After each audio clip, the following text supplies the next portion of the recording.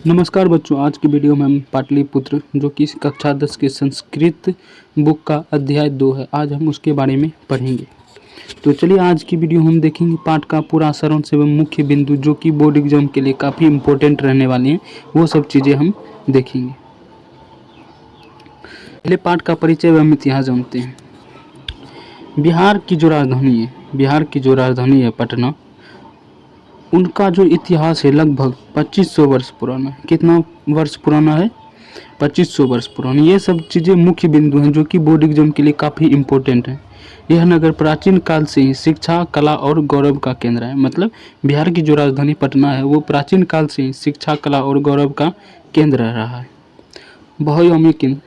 अब देखते हैं कि यह नगर केवल राजधानी नहीं, यह नगर मतलब कौन सी नगर? पटना, पाटलिपुत्र। यह नगर केवल राजधानी नहीं बल्कि धार्मिक, राजनीतिक और औद्योगिक गतिविधियों का भी मुख्य केंद्र रहा है।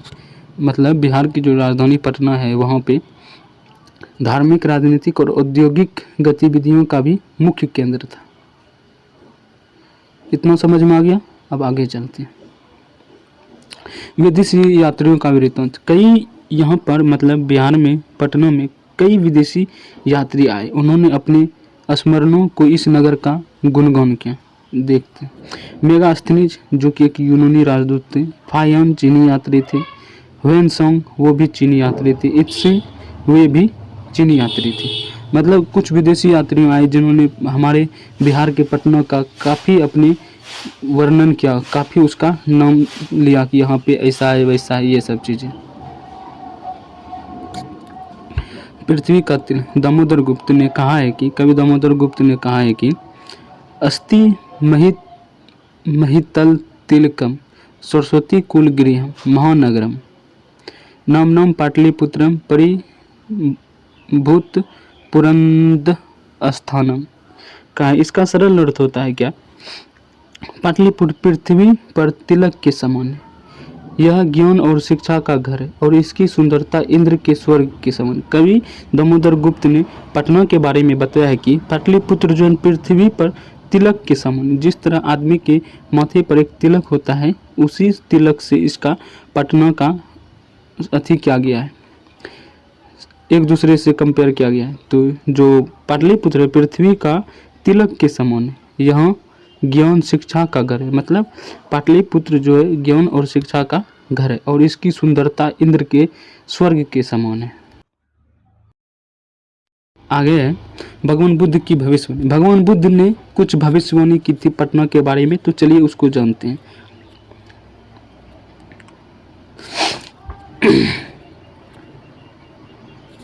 भगवान बुद्ध काल में यह पाटली ग्राम था। मतलब अभी जो जिसको आप पटना कहते हैं वो भगवान बुद्ध के काल में उसे पाटलीग्राम के नाम से जाना जाता था। किस नाम से जाना जाता था? पाटलीग्राम। की आपसे बोर्ड एग्जाम में पूछा जाएगा कि भगवान बुद्ध के काल में पाटलिपुत्र को किस नाम से जाना जाता, तो आपको क्या बताना है कि वो पाटलीग्राम के नाम से जाना जाता था। किस नाम से? पाटलीग्राम के नाम से। भगवान बुद्ध ने इस गांव के बारे में भविष्यवाणी की थी। भगवान बुद्ध के समय पटना जो था वो पाटलीग्राम के नाम से जाना जाता, तो उस समय भगवान बुद्ध ने पाटलीग्राम के बारे में भविष्यवाणी की थी। यह गांव आगे चलकर एक महानगर बनेगा। जैसा कि आपको पता है कि अभी बिहार की राजधानी पटना है और वो अभी सबसे बड़ा नगर माना जाता है बिहार का। तो भगवान बुद्ध ने कहा था कि यह आगे चलकर एक महानगर बनेगा, इससे हमेशा बाढ़ जल का भय रहेगा। जाहिर सी बात है कि पटना गंगा नदी के किनारे स्थित है, तो वहाँ पे हमेशा बाढ़ उड़ आते रहता है। आपको भी पता होगा, गांधी मैदान सब देखते होंगे कि बाढ़ के समय में पूरा भर जाता है, तो ये बात भी उनका सही रहा। इस अग्नि और आपसी झगड़ों का डर बना रहेगा। बात तो सही। कहीं अगर कोई भी नगर बड़ा बनेगा तो वहाँ पे ज़रूरी है कि जनसंख्या अधिक होने के कारण पे कभी लड़ाई होगा तो कभी आग लगेगा, ये सब चीज़ें तो वहाँ पे होती है। तो ये सब चीज़ें हैं ना, भगवान बुद्ध ने तभी के समय में ही उन्होंने यह क्लियर कर दिया था या फिर उसको आप भविष्यवाणी कह सकते, भविष्यवाणी किया था उन्होंने कि ये सब चीज़ें होंगे, भगवान बुद्ध ने कहा था। आगे है मौर्य साम्राज्य का स्वर्ण युग। चंद्रगुप्त मौर्य, चंद्रगुप्त मौर्य,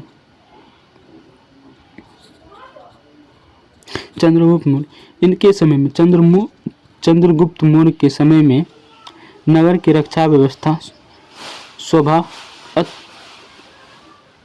अत्युत्कृष्ट मतलब शानदार थी। अत्युत्कृष्ट मतलब शानदार। मेगास्थनीज ने इसकी बहुत प्रशंसा की थी। आपसे बोर्ड एग्जाम में पूछा जाएगा कि चंद्रगुप्त मौर्य के समय में, चंद्रगुप्त मौर्य के समय में पटना की व्यवस्था कैसी, तो आपको बताना है क्या, अत्युत्कृष्ट मतलब कि शानदार थी।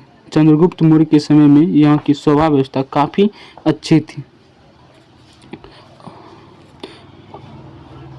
और मेगास्थनीज कहाँ के थे, आपको हमने पिछले बताया था कि मेगास्थनीज कहाँ के निवासी हैं, तो मेगास्थनीज यूनानी राजदूत थे। देखिए यहाँ पे हमने बताया मेगास्थनीज एक यूनानी राजदूत थे।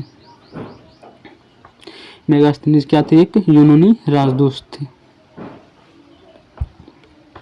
देखिए अब सम्राट अशोक के शासनकाल में पाटलिपुत्र का वैभव और अधिक समृद्ध हुआ, मतलब सुतराम समृद्धम हो गया। मतलब चंद्रगुप्त मौर्य के समय में अति उत्कृष्ट था, शानदार थी, लेकिन जब सम्राट अशोक आए तो उसके शासनकाल में पाटलिपुत्र का वैभव और अधिक हो गया, मतलब सुतराम समृद्धम और अधिक समृद्ध हो गया। आपसे बोर्ड एग्जाम में ये भी पूछा जाएगा कि सम्राट अशोक के समय में, सम्राट अशोक के शासनकाल में पाटलिपुत्र का वैभव कैसा था, तो आपको बताना है सुतराम समृद्धम। वहाँ पे ऑप्शन में रहेगा कि सुतराम समृद्धम, आपको बताना है सुतराम समृद्धम। क्या बताना है, सुतराम समृद्धम था, मतलब और अधिक वहाँ का वैभव हो गया था। विद्वानों की परीक्षा स्थली। राजशेखर ने अपनी पुस्तक काव्यामीमांसा में पटना की शिक्षा का महान केंद्र बताया। यहाँ से ख्याति पाने वाले प्रमुख विद्वान, मतलब पटना से ख्याति पाने वाले प्रमुख विद्वान कौन सब थे, पाणिनि, जो कि महान व्याकरण शास्त्री बने।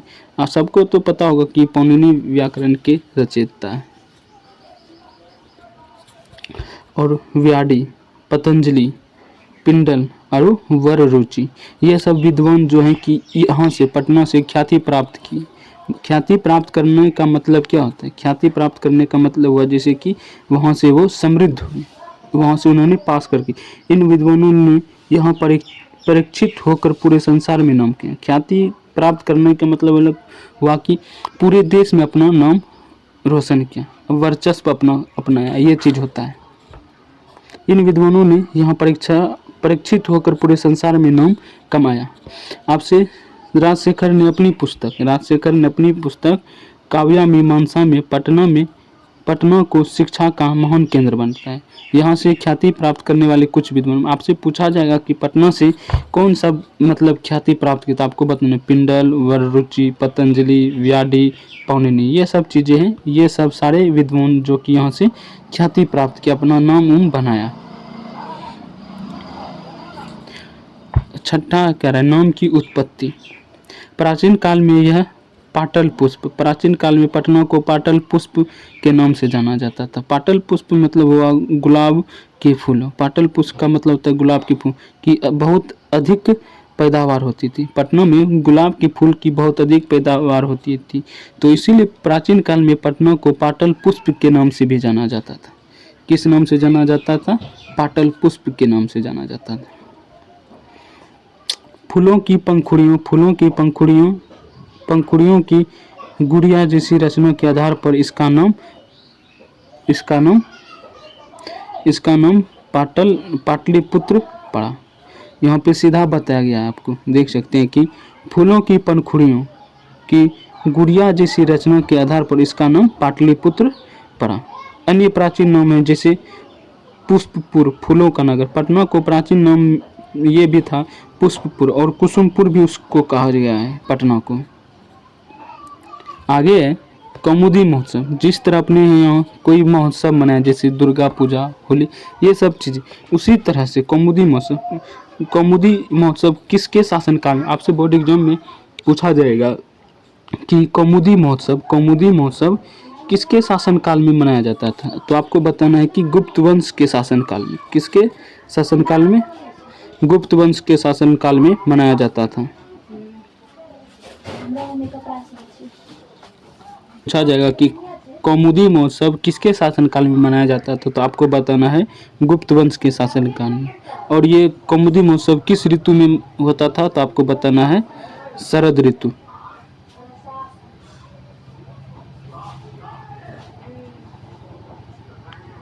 कौमुदी महोत्सव किस ऋतु में मनाया जाता है? तो शरद ऋतु में मनाया जाता है। पहला कौमुदी महोत्सव किसके शासनकाल में मनाया जाता था? तो गुप्त वंश के शासनकाल में। और किस ऋतु में मनाया जाता था? तो शरद ऋतु में मनाया जाता है। जिस तरह से अपना सब दुर्गा पूजा में यह उत्सव बहुत ही आनंददायक होता है, जैसे आज हम दुर्गा पूजा मनाते वैसे ही ठीक वैसा ही माहौल कौमुदी महोत्सव में होता था। सभी लोग आनंदमय होकर रहते थे और खुशियां मनाते थे।